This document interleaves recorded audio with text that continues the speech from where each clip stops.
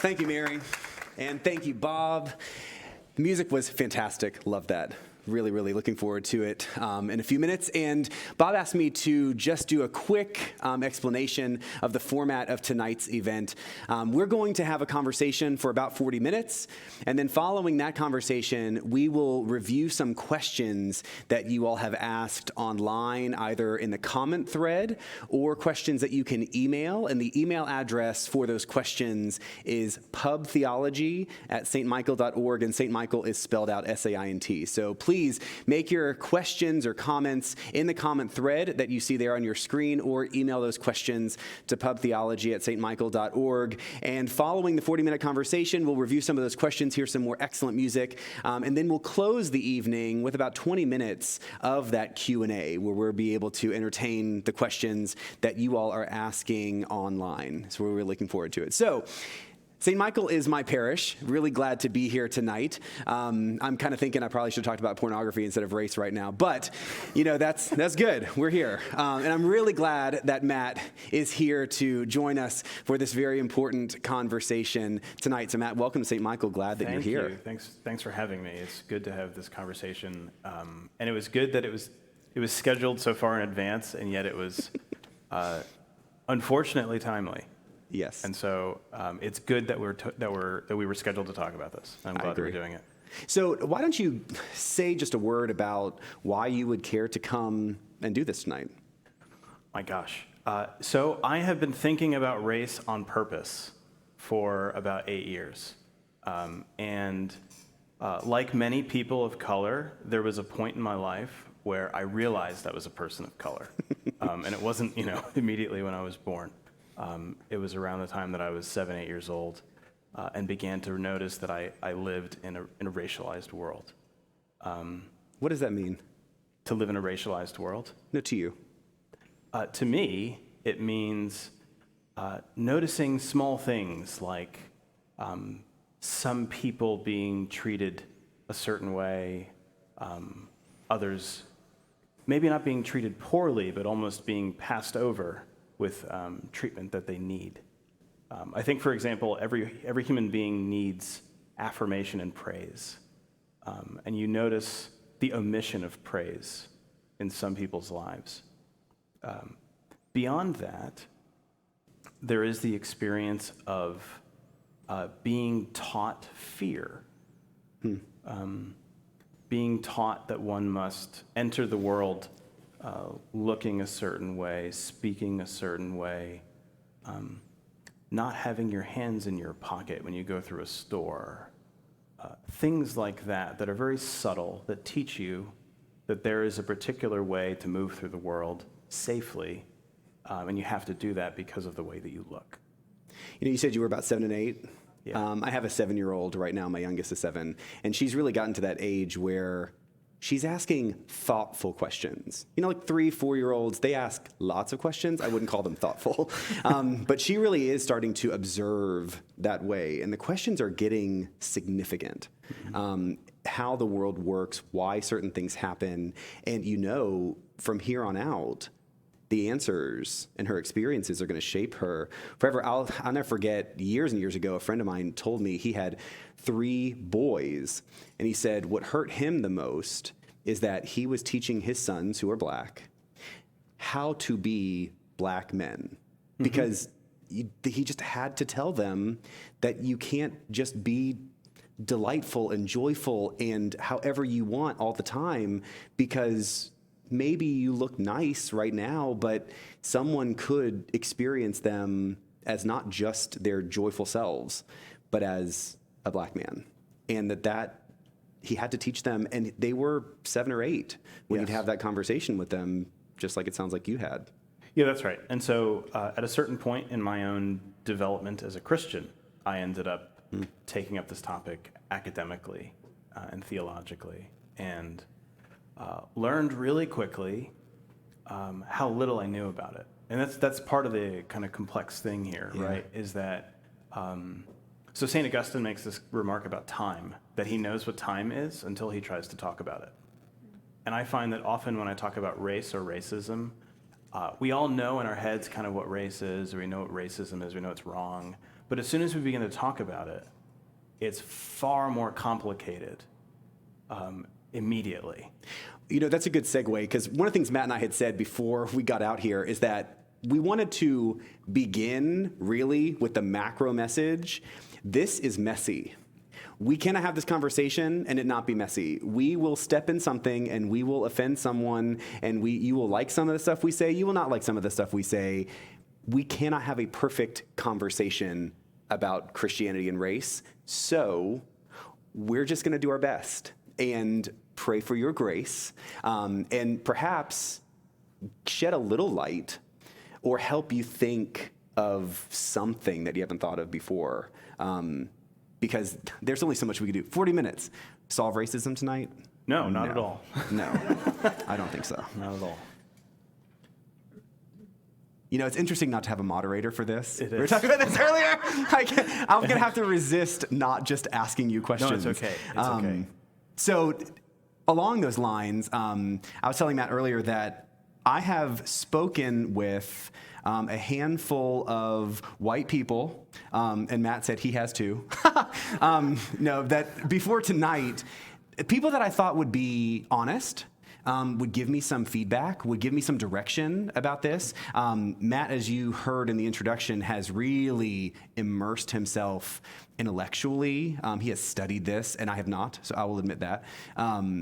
But I wanted to kind of know what's out there in the world right now. And we talk about timing. Our timing's pretty good. Mm-hmm. I'm actually kind of glad we weren't doing this, say, 2 weeks ago, because I do feel like it was really hot.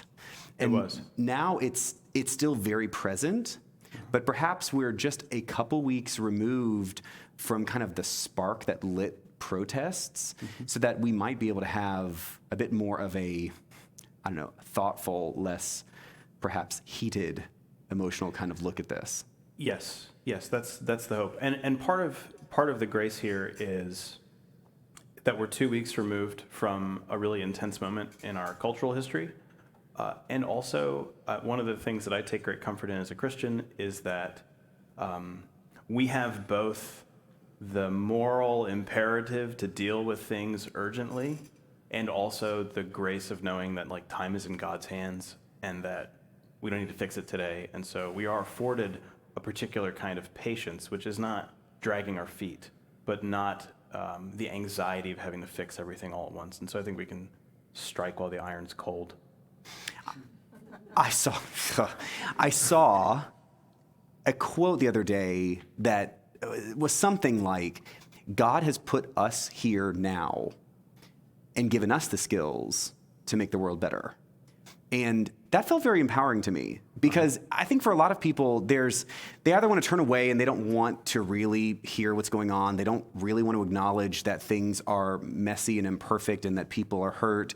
It's easier to just kind of be comfortable, create the walls and just stay within that comfort zone and kind of push it out. Or to perhaps scapegoat. Blame someone for that. It's really not them. And the refrain I heard over and over again, people I talked with in the last week or so, is that they're not racist. Mm-hmm. Great. That's not really what we're talking about. And I think that part of the kind of bias that people are seeing exposed is something that we have a bit more responsibility for than we may acknowledge. This is Christianity and race, so it's important for us to acknowledge that it's not just some theoretical discussion on race. We really want to nail kind of what it means as a follower of Jesus when we talk about race. And for me, it is critically important that every person has value. God loves everybody, period. And nothing we do or have done separates us from God's love, period. And if God loves, then I think that's good enough for us to love too. Part of what I think people struggle with is culpability, guilt or shame or all the other stuff. And I think for a lot of people, they've opted to simply not be the one hurting anybody. Mm-hmm. And that seems to make sense. They're not the one doing the bad thing, and so it's not me. Mm-hmm. And I actually think we're called to help defend the people being hurt, not just not hurt people. I agree with you completely. I would also want to add to that, and again, kind of theology is sort of my wheelhouse. we have this doctrine in our faith of original sin, right? And it's often misunderstood that all people, by virtue of being born, are somehow implicated in this human problem of our brokenness, of our mistreatment of one another, of our inability to live up to or live out towards what we're really meant for. That doctrine is not intended to make individual people feel individually guilty. If anything, it's intended to free individuals to know they are part of a bigger thing and that their individual guilt is no surprise and therefore nothing to be ashamed of. And in fact, like, we're all a mess. And so one of the realities is when we talk about race in America, and really I think we have to narrow it to the United States because things are very different in different cultures. When we talk about race in America, we are talking about something that's really similar to original sin. If you're born into this country, you are implicated in a really broad network of a mess. And your individual implication, your individual experience, the way in which you've internalized some of the justifications for the ways that things are, that's all less significant than being able to step back and name truthfully what is actually going on. And I think, again, I would never tire of saying, the truth will set you free. That is so hard right now, though, because people are being swayed and manipulated around what truth is. It's as if it doesn't really exist anymore. You know, things like facts are no longer facts. We can, yeah, what? Well, yeah, no, so here's a fact. I'm a person, and you're a person, and George Floyd was a person. Yeah. And so it took me a really long time to watch the video of his arrest and his suffocation, and they eventually took him away in an ambulance. That's amazing. Stunning. It was stunning, and it took me forever to get myself to watch it. Yeah. I didn't want to watch it. And then I did. And that also was a fact. And that's not an isolated fact. And so I think, yes, I think all of us know that all of us are inclined right now because of social media, because of news media, to live in echo chambers and little silos of our own opinions. And I think part of what it is to be a follower of Jesus is not to be afraid of whatever is said in someone else's silo or someone else's echo chamber. And if we are afraid of hearing things that we don't like, what does that say to us about the things that we allege to believe? Well, it's what we hear in Scripture over and over and over again. Do not be afraid. Yes. Every chance God gets, he's basically saying, don't fear. And I wonder if we might make the suggestion to people, if they haven't seen that video, to watch it, because it's a long video. It is You're talking a long about, video. Several minutes. Minutes. And 30 seconds is a long time. 7+ minutes is an eternity. Yep. And it's painful to watch that video because I, like you, didn't want to see it. And it took a few days for me to finally Google it, watch it, because he's a person. Mm-hmm. And like you said, there is a humanity that we all share. And it's not civil, it's not legal, it's none of that. It's sacred. And someone said to me, well, he really wasn't a great guy, so why is everyone so upset? Because he's a person. And because he could have been a horrible guy, which he wasn't, but he could have been horrible. Is that okay? Now we have said he is no longer worthy of being treated humanely because he has somehow done something wrong, which, legally, maybe someone can make that justification. Theologically, spiritually, not at all. We cannot. No. We cannot. I think this is a basic question of whether people have inherent worth or whether their worth is somehow up for grabs based on their behavior or their economic contributions or how good they look or how desirable they are or whatever. a human being, even the most reprehensible human being, has inherent worth as a human being. And if anyone doesn't believe that, read the Gospels. Right. Because what did Jesus do? Always went to the people who were outcast. Always. And identified with them. Yes. Compassion. Loved them. I think this says a lot about who God is. I mean, to me, this is a part of my dissertation work. We say that Jesus is God in the flesh. And we could ask ourselves, well, why didn't God become a different person than this person? We say that Jesus is the image of God. Jesus is himself God's communication to the human race, right? God's word. What is God saying in being Jesus? What is God saying about himself in being this person? So to what end? Like, how would you answer that question? Well, what I would say is that the particular things about Jesus, in fact, say something about God. That Jesus is born as a brown guy in a poor place from a bad neighborhood to a single mother living under foreign occupation. And then executed. And then executed, the death of a person who is A criminal. a criminal. And the death that he dies is one intended to humiliate and shame. Mm-hmm. Right? And then Jesus says, I mean, like we, as like Episcopalians, we talk a lot about the real presence of Christ in communion. But Jesus' other place in the Gospels where he talks about his real presence is among the poor. Right? In Matthew 25, Jesus talks about the least of these, those who are in prison, who are hungry, who are naked. Those are the people in whom we meet Jesus. And if Jesus is really present in those people, he doesn't put value judgments on it. He doesn't say, come visit the good people in prison. He just says, I was in prison. And if he's in prison, maybe he's guilty. And maybe that's okay. That's a really hard word to hear when you are affluent and comfortable and well-educated and respected and mostly haven't been prejudged before people get to know you. That's hard. It is hard. The gospel is hard. Mm-hmm. Yeah, I'm not going to pretend. I mean, I like to say all the time that Jesus is inconvenient. Completely inconvenient. Completely. Yeah, Jesus is, every time I get ready to preach, and I preach every week because I'm in a small church, every time I preach, I'm like, man, give me a break. Yeah, come on, Jesus. Just one nice day. Just give me an easy one. That doesn't happen. No, it doesn't. It No. doesn't.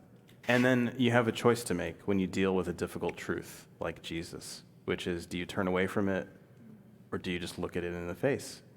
So if we kind of established that people have inherent worth, regardless of what they do, how they behave, how they act, then I think for me, one of the values of this conversation is the encouragement to listen to people who are saying things you don't want to hear, because they're also people.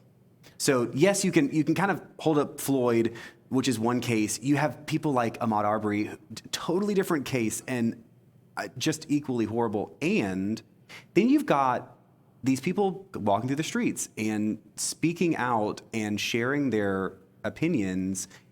And I think for a lot of people, they'd rather just have quiet. Mm-hmm. What is it that was said at Floyd's memorial that what Al Sharpton say? He's suspect of the people who are asking for quiet and peace, because what he really thinks is that people are just asking for quiet. Like, there's no real change here. People just want the noise to stop, wants to kind of go back to normal. And it's exacerbated because we're in the middle of this COVID. So you can't even act like it's normal. It's not normal yet. People here, people at home, we have face masks. You know how many face masks I owned before March? 0. Right. And so the way that we have lived our lives has been so upended, and that uncertainty makes us uncomfortable, and we get scared, right? Even though we're not supposed to fear. And then this happens, and we're so very raw. Well, and this issue of COVID and masks is bizarrely fitting. There's no normal to go back to. There was not a normal. Yeah, I don't know if you know Frantz Fanon, but he wrote this great book about kind of African revolutions against French imperialism, and one of his books was Black Skin, White Masks. Or you think of Ralph Ellison's The Invisible Man. There's a lot of themes in Black literature about the mask, the need to present a certain way. Cornel West talks about the normative gaze, that when we think of a person, we think of a white person, and when we see a non-white person, we see a deviation from our expectations of what a person is. I think in a lot of ways, the gift of COVID, I know that it's been atrocious and wreaked havoc on our lives, but one of the strange gifts of COVID has been it has allowed white people to experience something like what it is to be black. To move through the world uncertain of who is sick with this disease that might kill you. Interesting. Have you heard anyone create that kind of comparison? No. I'm sorry. That's too bad. Yeah. Well, I mean, I guess, yeah, that's not really true. I mean, I think there's Du Bois, right? He talks about the People who've written about it before, yeah. I mean, there is this sense of the black American being internally ripped in two, right? Between being American and being black. You know, some of what you just said was reminding me, I was reading about the idea of implicit bias before coming in here, with this sense that everyone has an implicit bias. And don't have to be blamed for it, don't have to feel guilty about it. It's just simply the way that you are brought into the world, the way that you're raised. Everyone's got something. And like you said, it's kind of a nice common thread. Like, we can all be in this together because we all have it in some way. And part of what I think is so challenging about the issue of race is people tend to want to not have that bias. One of the things that frustrates me all the time is when people say, I don't see color. Yep. Right? Liar. I mean, that's just, if you're a real person with eyes, yes, you do. Now, what I think they mean is something very good, right? They're coming at it from a good place. Yes. They don't want to make decisions and behave based on the color that they see. So it's not that they're lying, but there's this sense of, if we ignore what is true, we can't do any better. We can't get better, and we can't move forward and try to heal whatever is keeping us broken if we act like what is keeping us broken is untrue. That's exactly right. The way that I'd want to say it is, when we're talking about color blindness, I relate to that on a personal level, and I'm quite sympathetic to those who say that. I've come to understand that it's quite problematic, in my view, to talk about color blindness. As a person of mixed race, so my dad is white, and I grew up in a fairly middle-class place where I myself experienced economic privileges. And one of the realities of my own experience growing up was that I knew myself to be a person of worth and intelligence with things to offer, and I also understood that those who saw my skin may presume otherwise. And so unconsciously, over time, I began to think of myself as, I began to say to people, kind of in my own head, yes, I'm brown-skinned, but I'm a person. And that but is like completely self-destructive. That is the way in which people of color are taught to want to be white. This is what Malcolm X called internalized racism, this self-hatred, that I know deep down that I'm a person of worth, and I just wish that my outside showed it.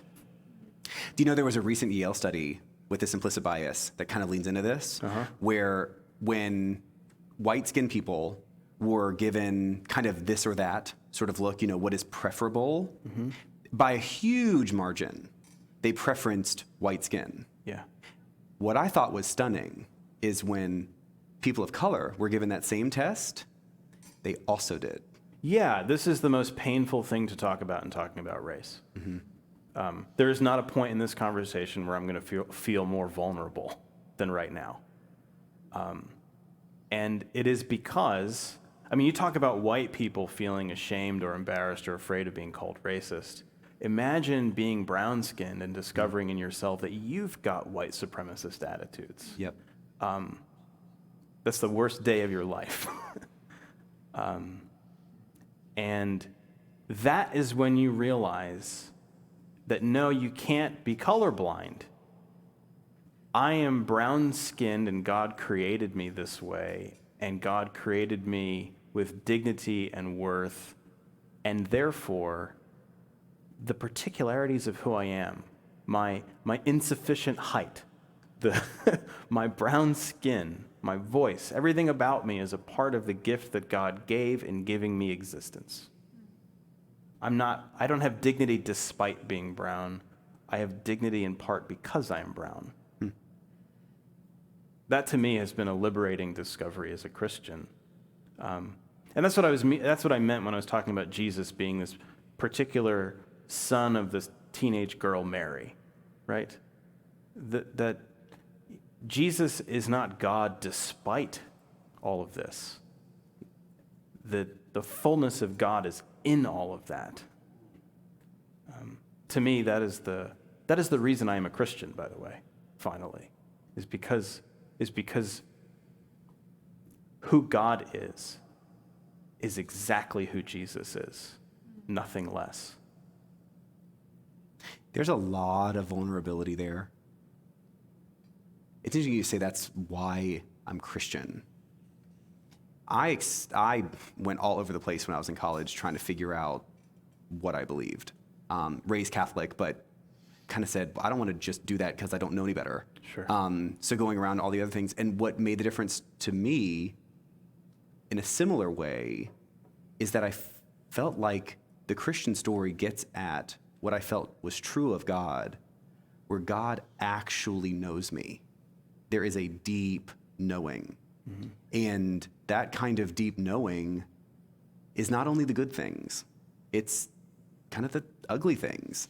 And to see the life of Christ as being very messy and painful and hard and ultimately, a horrible death, something about God's reality made sense to me. Mm-hmm. That's the kind of God that feels right. Yes. The cross, where we really see God on display, is like the problem and the solution, right? Mm-hmm. You have to look at Christ on the cross to see who he really is. And when we think of Christ on the cross in our own context, you could think of the words of James Cone in writing about the cross and the lynching tree. There is some analogy here that the problem is its own solution. We are afraid to look at the cross. It's disgusting. We're afraid to look at the image of the mangled body of a lynched black person, or the body of George Floyd, or Michael Brown, or name any of the names. There's too many to remember. We don't want to look at those bodies, but those are the bodies that we have to look at, because that's the problem, and also it's the solution. So in what way would that kind of honesty bear out a solution? Is it because we would be yoked to them in our humanity? No, yes, and also because the thing that we all fail to realize over and over and over again is that white people are the victims of their own racism. They're not free. White people are not free. You have to live in this buffered reality where you can't look at other people as they really are.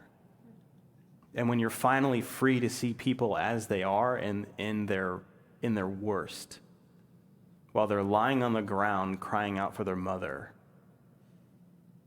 when you can look at that, then you can be a person.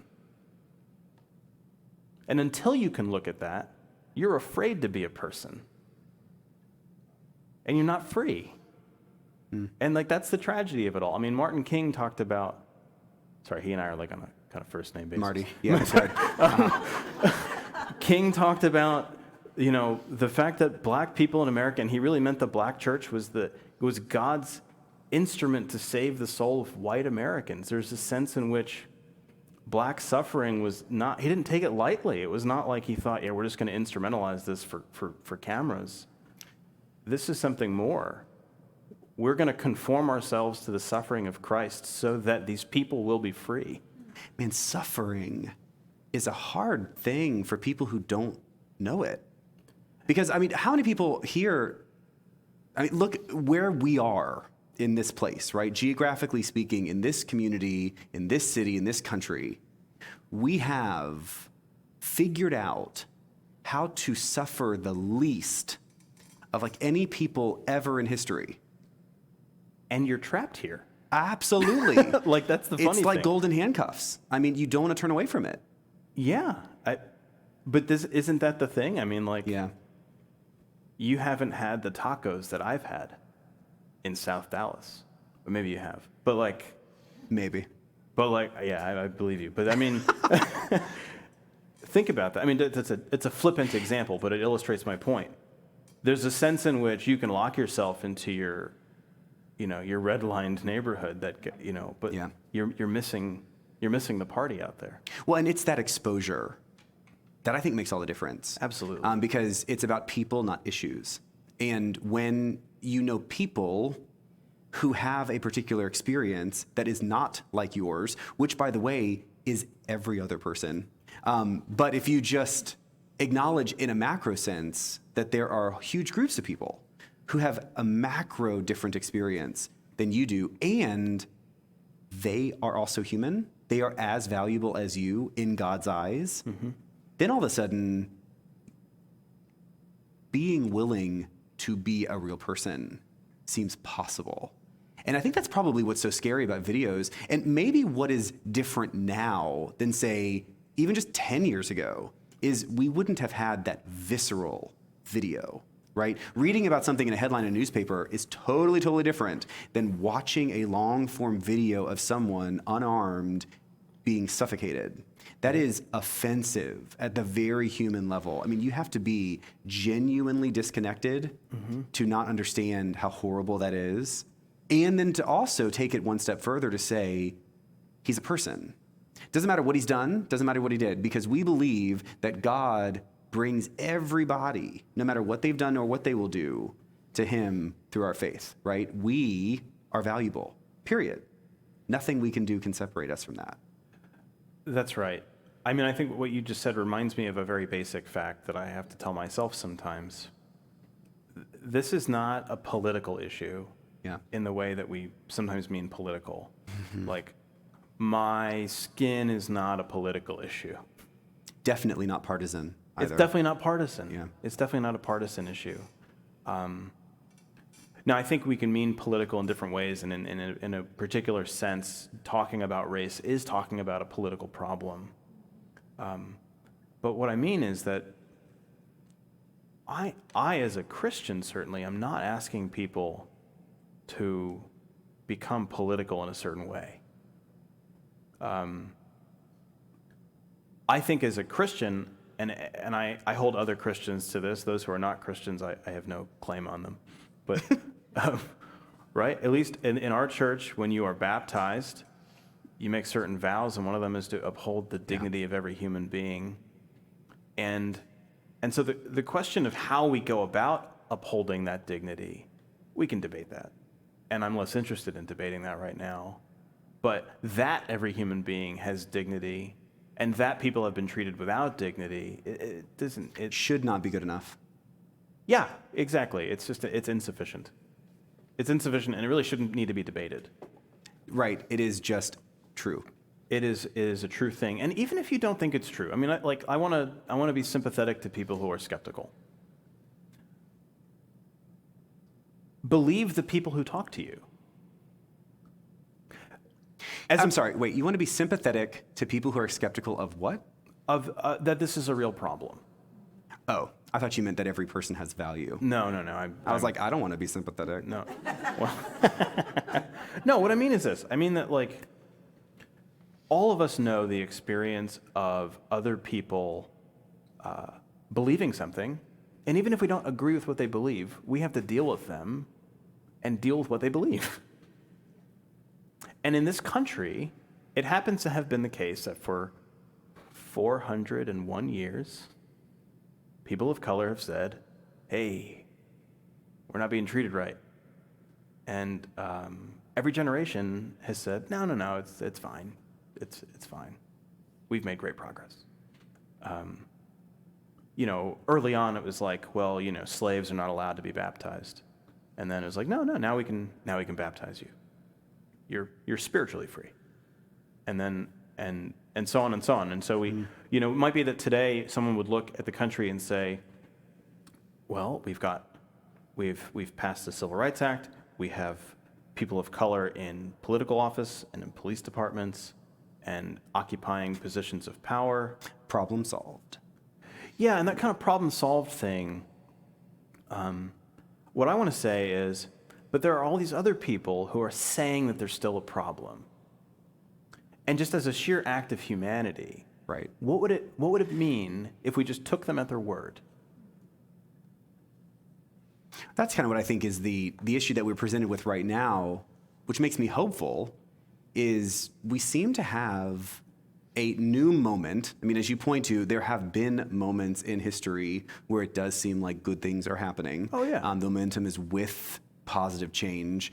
And again, I think we have an opportunity here to make that kind of positive change. But it's not legal. It cannot be civil.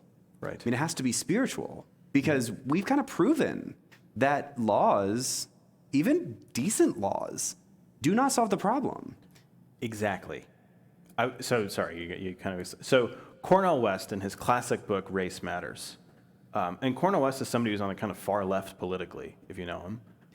But West, who is kind of a leftist, still says in his book, in the political binary in American politics, you have people on the right who want to make race about individual attitudes and individual responsibility, and people who kind of lean left want to make it about structures and legality. And he says, both of these are grossly insufficient if you fail to deal with the issue of culture, of the corrosion of the soul that this problem has created for all people in this country. And once you raise the question of culture, you have raised the spiritual question.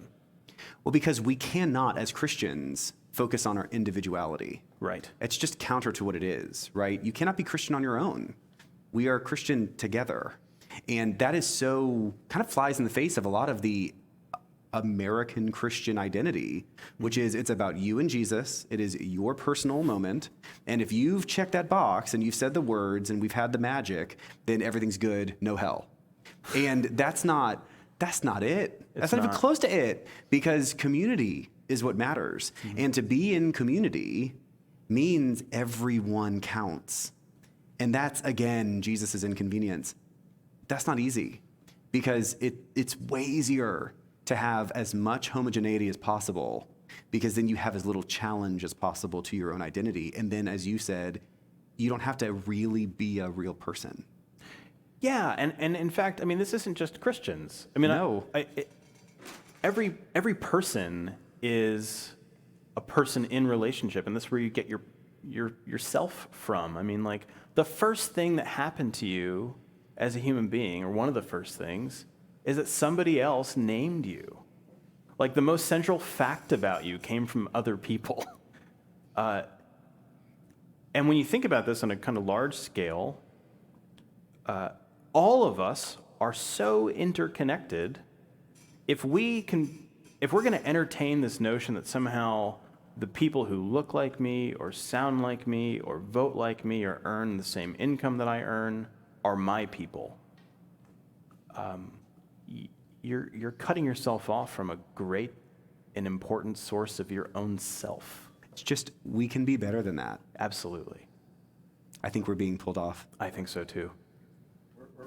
We're there. I'm taking the beer with me.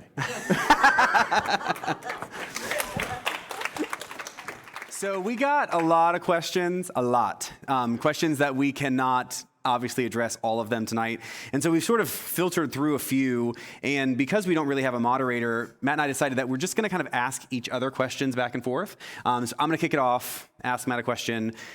First question we got from the audience is this, I assume, race, a systemic problem? And what are the elements, like victims, family life, privilege, evil? Go. So I think I'm going to take a different tack on the question. I'm going to say that I'm just going to propose that, like, one of the things that would be helpful for all of us is to know what people mean when using certain slogans. So when someone says white privilege, what that is referring to is kind of at least two things. One, very simply, are the structures that have been put in place historically that have benefited white people to the exclusion of non-white people. And we could talk about that in terms of housing, in terms of redlining, in terms of access to, with that access to education, access to healthcare, food deserts. I mean, there's all kinds of ways in which not just legal, but just social structures have been a privilege to some people. And along with that comes a culture of privilege. So we say, that when you live in this patterned society that's shaped a certain way, some come to expect access to things more easily, and others are taught not to. And that's what white privilege means. And what justifies white privilege? A much more touchy word, white supremacy. White supremacy, as I say every time I talk about it, is not an attitude about non-white people. It's an attitude about white people. And so historically, white supremacy has been used generally to convince poor white people to be okay being poor. Right.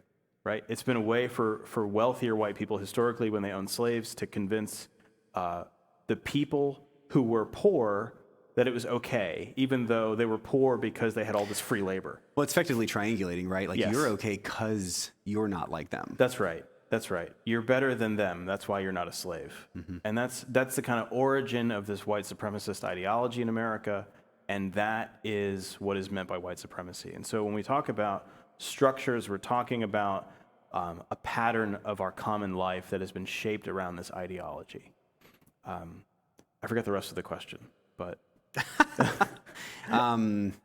Elemental problems like victimhood or those are touchy evil. Things. Evil. Well, certainly I think we can talk about evil. If we're talking about trying to, like, map out what we're dealing with, I think we have lots of tools in our spiritual toolbox. I think we have a concept of truth-telling, we have a concept of justice, we have a concept of original sin, which I mentioned earlier. We can talk about reconciliation in one particular way, and we can talk about evil. I think when we talk about victimhood, that is too neat, right? There are victims, don't misunderstand me. But even when we talk about things like oppressor and oppressed, it's too neat. Life is too complex for binary categories like that. And so as much as sometimes those kind of simple terms help clarify in broad brushstrokes things that have occurred, and insofar as they are broad brushstrokes, they are talking about reality accurately. They're not talking about reality precisely. I'm going to take the opportunity to actually say to everybody that we have some resources on our website. If you go to the Pub Theology page of our website, you can see a few kind of curated resources, books mostly, that if you want to read more specifically on data, most of what we have is not as much subjective as it is objective. If we have said something like redlining, and that is totally new to you and you don't know what that is, I was going to say Google it. That's probably not good. Read something reliable about it. And one of those resources that we have up there that talks about redlining, in a sense, is a book called The Color of Law. And it talks about the way that wealth is built over generations and how lending practices were specifically designed to keep people of color from being able to get loans to buy homes that is a wealth generator and wealth builder over generations, so that any person of color, and you can just look at the objective reality of wealth, can see they are way far behind their white counterparts. And we can talk about victim and all the other stuff, is don't even worry about it. Look just at the data and the way that lending practices have been done for over 100 years. That's right. You can see why that is still the case. Right, or you can talk about the amount of money that different school districts get. Absolutely. Or you could talk about the fact that in Texas, a black person is 4 times more likely to be incarcerated than a white person. Only 4. Only, but think about it. The United States has 1 out of 4 prisoners on Earth. Yep. The prison issue is quite significant in all of this. So we have a question for you, though.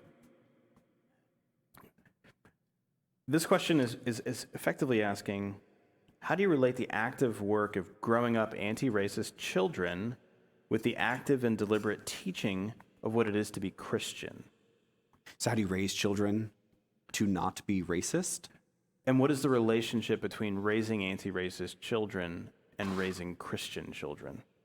So I will admit that I don't find racism as helpful in that kind of question as I do bias, because I think part of what we as Christians are called to do is seek to identify our own biases and try to overcome them. And race is certainly a big one. It's not the only one. And so I would say, in a very broad sense, Christianity is about validating each person. And part of what we as parents do imperfectly is try to expose our children to what we value. And I think for most parents, unfortunately, life just tends to be hard and stressful, and they're filled with anxiety, and they're afraid, and put on top of that the expectation to regularly expose your children to cultures and ways of life and people that are somewhat different than you is just kind of like, give me a break. I'm tired. And so I sympathize with that. I will tell you that I think as you are able, knowing you will never do it as well as you wish you would, but do something. Don't have perfection as the goal. And if you cannot be perfect, you do nothing. Do something. And even if it's small things, exposing your children and, in a sense, normalizing the other is very important. I know for us, we haven't been in Dallas but 4 years. And I can remember a couple of years ago, we took our children down, my wife took our children down to Austin Street to the shelter to serve food. And she just did that because we were serving food at Austin Street. Later, someone said to her, "You took your children there?" And of course, we're thinking, of course we did, because that's part of the experience. No, we're not gonna cook in our kitchen and then wave it goodbye out our front door and hope the homeless people get it. That's not exposure. That's not being charitable. That's not loving. And is that going to keep them from being biased? No. But is it better than never taking them somewhere where they can? And of course, my children, like my 7-year-old at the time, 5-year-old, was just skipping around in the place and saying hello to everybody, and everyone was being very sweet because they are sweet. And she left not being afraid of people who look different or live differently or speak differently or behave differently, because the starting place was their people. And that makes her a better person. Yep. And so I would say, don't put too much pressure on yourselves. But as parents, just try, because it's better to try and be imperfect than to not try at all. I think that's really helpful. All right, to you again. This is one that Matt liked. So Will Smith said about 4 years ago, "Racism is not increasing, it is just being recorded." Thoughts? Yeah, I think that's really important, actually. So I think that's true. I think it's totally true. It's not increasing. In some funny way, if it was not for the smartphone, we wouldn't know about and possibly not believe a lot of the things that occur. Dave Chappelle, another smart person, pointed out that our current political climate hasn't contributed anything to racism. It's just brought a lot of it to the surface. I think that's a similar observation. In so many ways, the ability to see things that we haven't seen before gives us this unique gift of knowing. Well, there's an authenticity, there's an honesty to it. Absolutely. I will never forget watching the white supremacist march in Charlottesville. And what stunned me was not that there were people there doing that, but that none of them were wearing masks or coverings or anything. They were there, and they're walking by the cameras, proudly being ugly. And I thought, at least now we know. I mean, there is a sense of, it's not like they woke up today and now they are racist. That's and right. whereas like yesterday they weren't, but because of the politics now they are. No, that's not the case. It's just now they're very out front. So you know what? You cannot heal an illness you cannot identify. That's right. And so perhaps in a sense, if we can just be honest, we can get better. One of my favorite quotes with Maya Angelou, do the best you can until you know better, then do better. And in a sense, we're kind of realizing that we need to do better. Yep. And until we are honest, we can't. That's right. That's just like saying try, fail, try again, fail again. Try better. Fail better. Fail better. That's Yeah. right. That's right. All right. I asked you the question. Yeah. What do we do to our brethren when we incarnate them? Are we racists, or should we be searching for reconciliation? Our bias ought to be a Christian bias. So what do we do to our brethren when we incarnate them? I think that's what it says. Incarcerate? I see incarnate. It could mean incarcerate. Oh. I'll do both. Do How about both. that? Okay. Yeah. Okay. So what do we do to our brethren when we incarnate them? That's great. We don't incarnate them, first off. However, one of the things that I have done in a few different ways at Christmas, that moment of the incarnation, it matters to me a huge amount. I mean, I know that many, many Christians really love the resurrection, and I do. I think that's great. That's an important moment. But there's something to me that is just much more meaningful to me about the incarnation than even the resurrection, because there is something about God knowing me. I kind of said that earlier. And it is an inconvenient truth that God knows everyone else too. That there is what I describe as a God nugget in everybody. We all have that kind of incarnation in us in some way.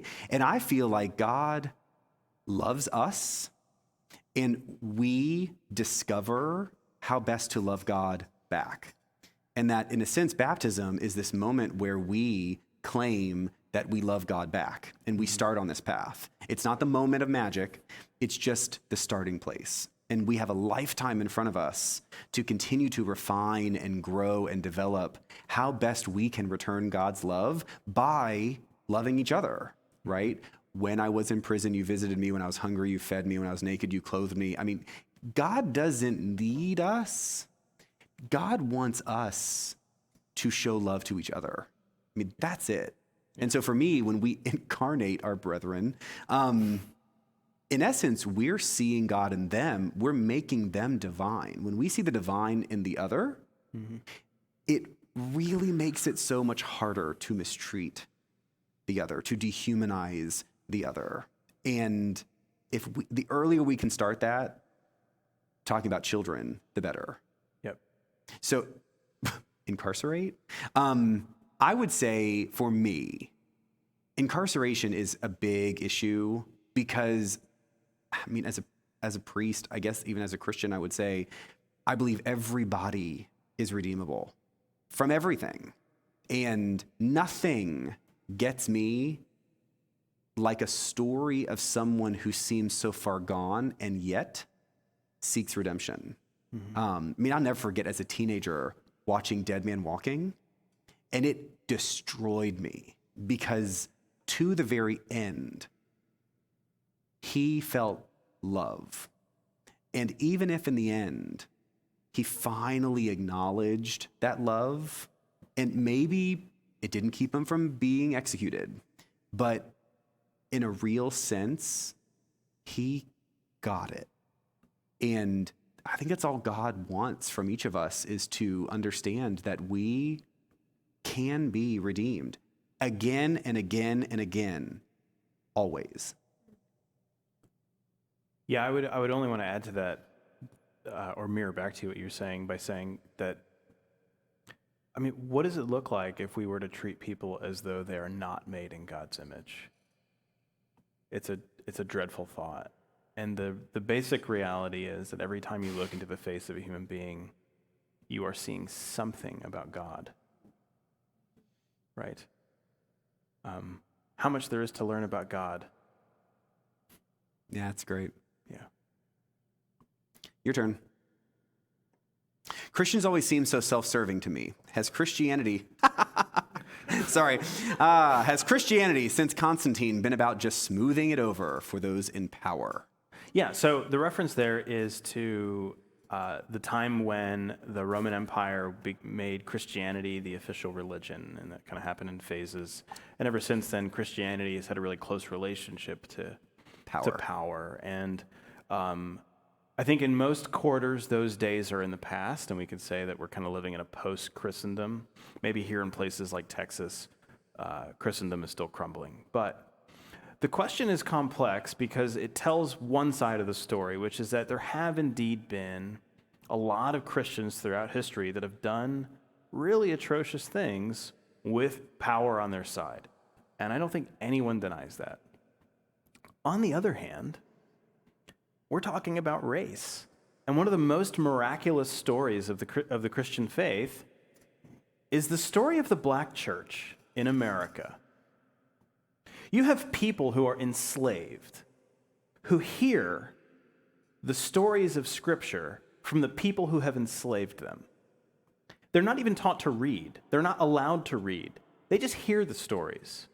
And they're told these stories in such a way as to tell them to stay in their place.